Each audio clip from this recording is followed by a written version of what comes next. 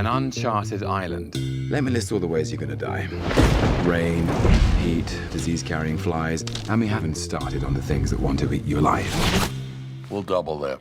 Plus a bonus if we make it back. If? Chris Bumbray from JoBlo.com here again with another video review, this time of the big-budget King Kong reboot, Kong Skull Island. The second film in Warner Brothers and Legendary's Monsterverse following 2014's Godzilla, and soon to be followed by Godzilla King of the Monsters, under director Jordan Vogt-Roberts of Kings of Summer fame, Kong Skull Island is a radical revamp for the sympathetic beast, last featured in Peter Jackson's gargantuan King Kong.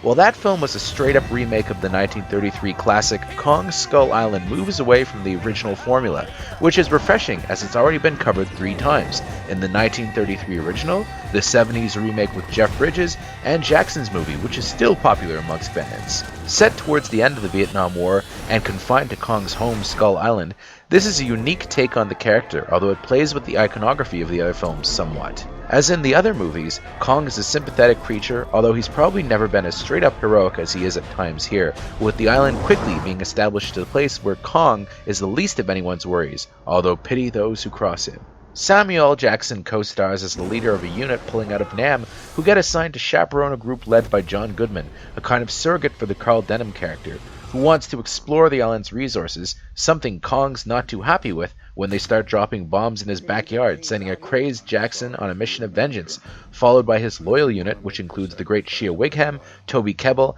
and Straight Outta Compton's Jason Mitchell, with his co-star from that film, Corey Hawkins, also part of the cast. Their crew also includes a dashing soldier of fortune, played by Tom Hiddleston, and an activist photojournalist played by Brie Larson, who are not unsympathetic to Kong's plight.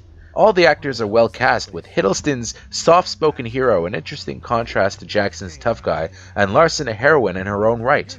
Yet, as good as the impressive cast is, none fares better than John C. Reilly. While positioned as comic relief in the trailers, it wouldn't be a stretch to call him the real human lead, with him playing a downed World War II pilot who's been stranded on Skull Island for 28 years. While squirrely and often hilarious, Reilly plays him with real heart and a bittersweet quality, and it's him and Kong himself that really make the biggest impression. You've also got to hand it to Vogt-Roberts, who's made a colorful movie that looks quite dynamic, especially in IMAX, with truly immersive 3D that's one of the better recent uses of the technology I can remember. The only problem is that some of his shots or transitions fall on the cutesy side, as if he's trying too hard to put his own stamp on it, giving the film a slightly jagged quality that takes a bit of getting used to. One thing that's immediately apparent is how far VFX have come in the 12 years since the last Kong, with the big guy never looking quite as real as he does here.